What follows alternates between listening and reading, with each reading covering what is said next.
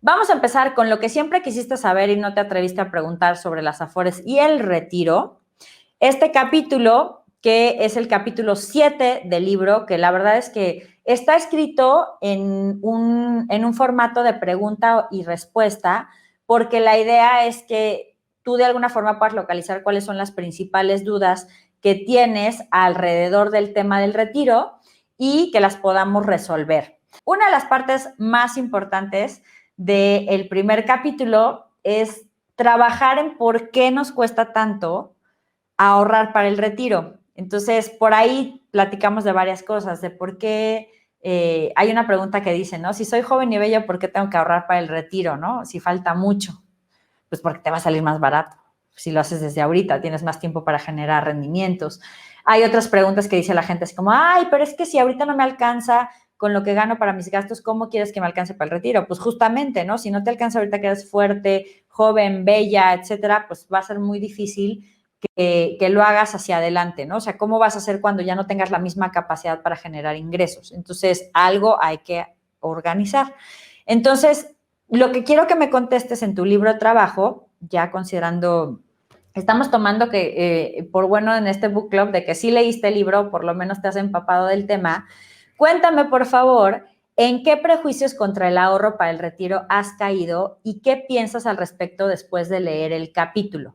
Es decir, si tú creías que es demasiado pronto para empezar, si tú creías que pues todavía te queda mucho tiempo o que no tienes suficiente dinero o cualquier otra cosa de, ay, pues qué tal que si me muero antes, pues entonces creo que sí es importante que tú identifiques esos prejuicios. Aquí Adriana Cervantes nos está diciendo, pensar que falta mucho tiempo. Sí, podemos pensar que falta mucho tiempo, pero entre antes comiences, antes tu dinero empieza a generar rendimientos y eso ayuda a que te salga más barato porque tienes que aportar menos.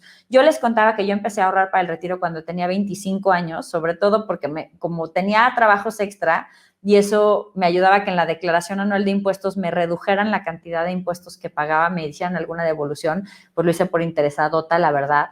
Pero al principio no es que pudiera aportar muchísimo para mi retiro, eran 500 pesos al año, que para quien nos está viendo desde otro lado son como $25 al año, pero ese dinero que invertí realmente empezó a generar intereses desde que tenía 25 años y pues obviamente ahorita es mucho más considerable, ¿no? Dice Imelda Ruiz que ya dejó el prejuicio de que se ve muy lejano porque mientras más pronto empiece tendrá más rendimientos y mejores también. Dice Liliana que ella, el prejuicio que dejó es que no tiene suficiente dinero para ahorrar para el retiro. Jessica dice, muchos dicen que solo te roban el dinero, pero ahora me doy cuenta que ellos dicen eso porque tampoco saben nada sobre el tema. Mira, qué importante, Jessica, porque creo que al final, yo entiendo que seamos muy desconfiados con el sistema financiero, ni que fueran realmente blancas palomitas, pero también cuando no conoces cómo auditan estos sistemas, las AFPs o las AFORES, en el caso de México, pues obviamente eso genera mucho más desconfianza. Entonces, qué bueno que a ti eso te sirvió de leer el libro. Lorena dice, prejuicio que tenía, que el Afore no sirve porque es del gobierno. Sí, muchas veces tenemos como este default, así creemos que no funciona porque pues ya lo hicieron ellos, pero tienes toda la razón en la que, o sea, es curioso el sistema en México porque realmente las Afores, aunque las aportaciones son las aportaciones que se hacen a la seguridad social, las manejan instituciones financieras, entonces están muy reguladas, sí tienen que rendir cuentas, la mayoría tienen inversionistas, entonces sí es importante esta distinción, ¿no? Susana Chávez dice que ella siente que no genera rendimientos suficientes.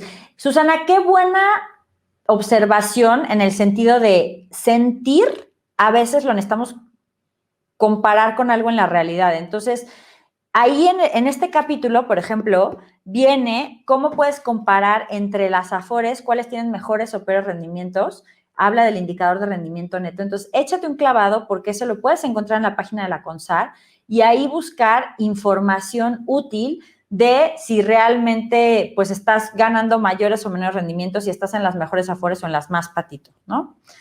Por acá, la pregunta número 2 es, ¿cómo estoy preparando mi retiro? La primera pregunta es, ¿aporto a la seguridad social? O sea, tú por tu trabajo te quitan dinero y se va a las Afores en el caso de México, o bueno, si estás en la ley 73 se va al IMSS, bueno, todo se va a las Afores y luego se va a la parte del IMSS. Si estás en otro país, sabes si aportas a la seguridad social. Y ojo, sabemos que la seguridad social no va a ser suficiente. Entonces, la siguiente pregunta es, yo, además de esto, hago ahorro voluntario. Acuérdense que en la mayoría de los países el ahorro voluntario para el retiro tiene algún tipo de beneficio de impuestos. Entonces, además de cuidar tu yo del futuro, también puedes cuidarte, digamos, puedes tener un beneficio en el presente. En el caso de México, están empezando a subir el porcentaje de cotización, pero aún así, digamos que ahorita estamos aportando como el 7% y vamos a llegar al 15%, pero eso hasta el 2030. Entonces, si tú empezaste a cotizar hace varios años, necesitas aportar tú voluntariamente, porque si no, tu pensión va a ser muy pequeñita, ¿no? Y la tercera pregunta que también teníamos en el libro de trabajo era, ¿qué acción me urge tomar para cuidar a mi yo del futuro? Obviamente, si no estás ahorrando de ninguna manera, pues empezarle por ahí, ¿no? Moisés dice, ¿es deducible el ahorro para el retiro o aportación? Sí, Moisés, en el caso de México, digo, puede que cambie ahorita en el límite, pero en este momento, antes de que pase el presupuesto, porque eso es donde puede haber cambios, los presupuestos y las misceláneas fiscales es donde llegan a haber cambios, pero puedes aportar hasta el 10% de tus ingresos y eso se hace deducible de impuestos. ¿Qué significa? Que tú empiezas, por ejemplo, imagínate que ganas 100 pesos y luego ahorras para tu retiro 10 de esos 100 pesos, pues entonces tus impuestos, en lugar de que te los calculen sobre 100, te los calculan sobre 90. Entonces, por ejemplo, si vas a pagar 30, o sea, 3 pesos o sea, más bien si vas a pagar una tasa del 30%, en lugar de pagar 30 pesos de impuestos, vas a pagar 27, ¿no? O sea, porque por la forma en la que se están calculando los impuestos. Y entonces ahí estás empezando a tener un retorno de tus deducciones. Y si tienes otras deducciones adicionales, como un crédito hipotecario, como gastos de colegiaturas, gastos en salud, lentes, etcétera, pues ahí vas juntando deducciones, ¿no?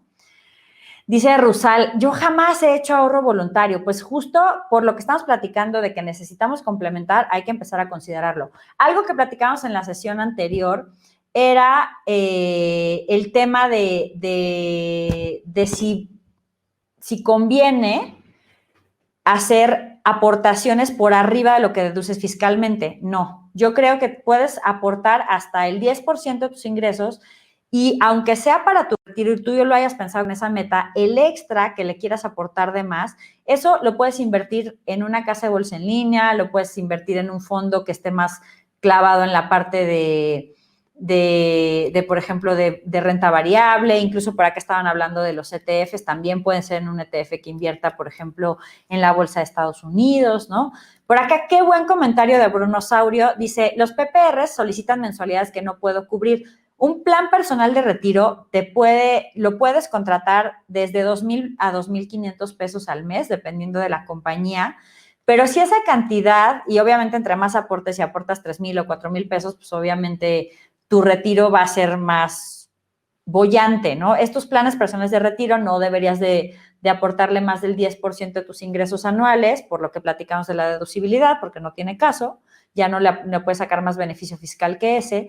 Pero, Bruno, si tú sientes que, o sea, que incluso estas mensualidades de 2,000 o 2,500 pesos son muy altas, opta por la Afore. En la Afore no hay un límite mínimo para aportar. O sea, por ley, desde un peso, si tú quisieras llegar a la caja y decir un peso, pues te lo tendrían que aceptar, aunque bueno, lo más lógico son 50 o 100 pesos. Lo puedes domiciliar, lo puedes hacer vía transferencia, lo puedes hacer yendo a un Oxxo, a una farmacia. Todos los que son corresponsales bancarios, los que aceptan pagos, la mayoría también son puntos que reciben aportaciones voluntarias de la Afore, nada más que esas son de corto plazo y no se deducen, pero si tú lo quieres deducir, checa si alguna vez tuviste Afore y si no, checa en la página de la CONSAR los que aceptan a trabajadores independientes y ahí no tienes un mínimo y sigues ahorrando para el retiro deducible de impuestos. Y si dices, no, tampoco me gustan las Afores, ahorra de forma independiente, pero con la etiquetita del retiro. El punto es que no vas a tener el beneficio fiscal, pero no, o sea, digamos que lo más importante es que tú te cubras para ese momento en el que quizás yo no puedas trabajar al mismo ritmo. Y ahí la verdad es que yo sí soy de un poco de la idea de si yo puedo, yo voy a tratar de trabajar toda la vida. Prefiero tomarme retiros más cortos, pero no me quiero quedar sin esta protección. Y eso, pues les cuento una historia muy triste y es que lamentablemente, pues mi papá, aunque fue muy previsor, o más bien gracias a que fue muy previsor con su retiro, pues él enfermó de demencia. Al final, todo, o sea, sí tenía planes en los que quería viajar y hacer otras cosas, pero lamentablemente no los pudo disfrutar, pero gracias a que tenía una pensión, sus últimos años que los pasó muy enfermo, con necesidades de cuidados muy importantes, que pues él estuvo viviendo en una residencia, los pudo solventar gracias a que sí había tenido una previsión para esta etapa. Entonces, muchas veces no pensamos que en nuestro retiro o que en ciertas edades avanzadas quizás estemos enfermos. Entonces, ¿por qué quedarnos un poquito indefensos? ¿Por qué quedarnos a expensas de que a ver si la familia nos quiere o no ayudar, si nosotros podemos cuidar de nosotros mismos desde ahorita, ¿no? Entonces, tanto si tú eres de los que piensa, yo no me quiero retirar, quiero mantener una vida activa, como los que no, sí hay que cuidar a nuestro yo del futuro. Esa parte creo que es importantísima, ¿no?